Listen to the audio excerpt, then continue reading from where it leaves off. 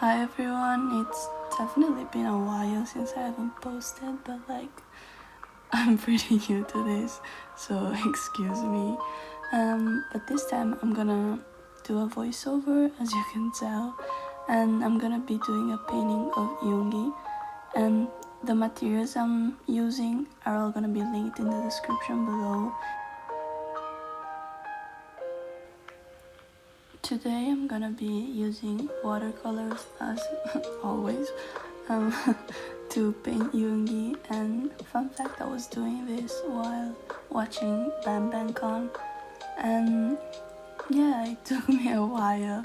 It definitely took me like 5 hours maybe, and it was like because I was getting distracted every 2 seconds and like crying every 3. And speaking about Con, like I had a lot of fun. I watched it all. Maybe like I took like an hour break, but like that was it.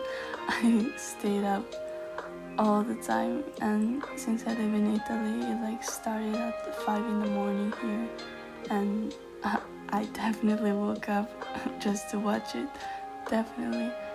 And it was a whole lot of fun. I wasn't even expecting it to be that entertaining. Like, I mean, of course it's gonna be entertaining, but like to stay 12 hours straight, like watching concerts that are not even new, it's crazy to me, but like they did that. Like I stayed and watched it all.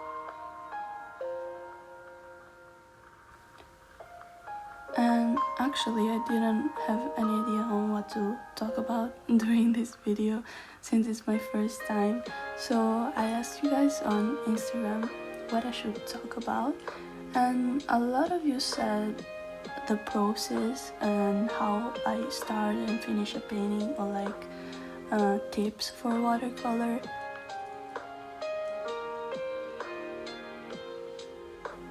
So as you can see here, I'm applying like a really light layer of the base of the skin color, and then I will go in with like darker shadows afterwards. And it's a process. It's not a fast process.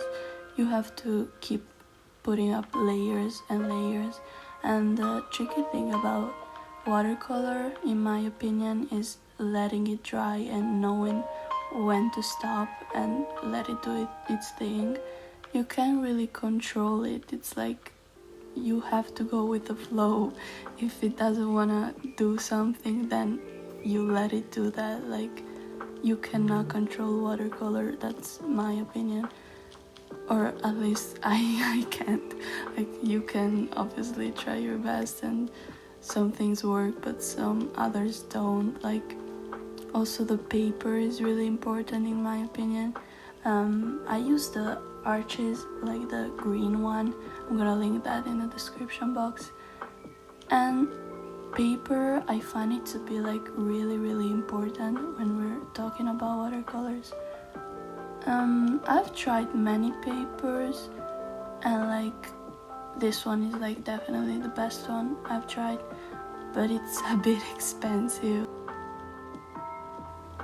I would not suggest a beginner to buy it because like it's not the thing you have to focus on when you start with watercolors. It's actually quite the opposite in my opinion. I think that when you're starting out, you really should not start with expensive materials and paper, watercolors, whatever it is, or maybe you can start with expensive brushes, I don't know.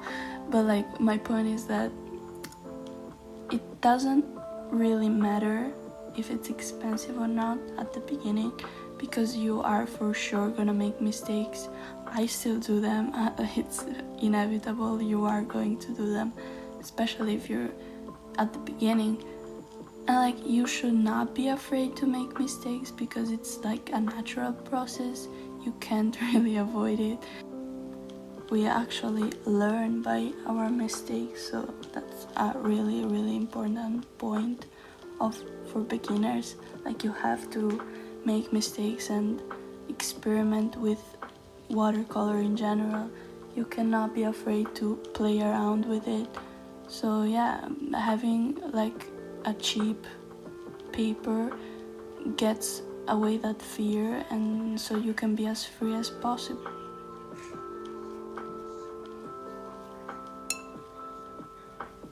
Some of you also asked me to talk about how I got into drawing, and well, it's pretty like simple. I think I was drawing since I was like a little kid, at least that's what my mom told me, but like we all used to draw when we were like 8, but that doesn't like really count in my opinion. So I guess I started to really take drawing seriously when I was like 13 or 12. I loved doing portraits. I always loved doing portraits. That's something that really attracted me. I've never been attracted to like painting landscapes or nature. It's just because like faces, in my opinion, hold so much emotion, and they are so different. Like you can never paint the same face twice. Obviously that's the same with nature, but like I guess just faces and emotions like can express so much more, in my opinion. Like this painting right here, like it sparks so much joy, in my opinion, and just seeing it come to life just fills me up with joy also. So that's a really big part of why I draw portraits. So as I was saying, I started when I was like 12 or 13 to get really into drawing. Then I got into art school, and of course I developed from there, but like I never got taught how to use watercolors or how to draw faces, portraits, but it definitely helped me a lot, but like not on this spectrum.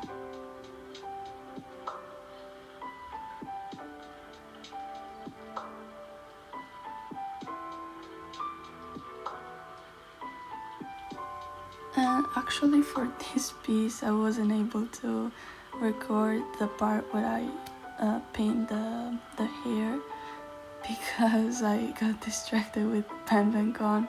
So yeah, my battery died after a while, so I wasn't able to.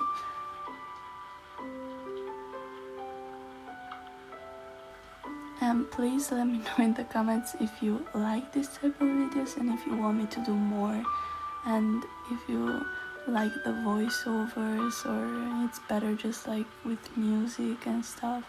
Please let me know. And of course, if you made it this far in the video, I don't even know if anyone's gonna watch this far, but yeah, this is the final product, I guess. Thank you if you stayed this far, and I really hope you enjoyed this.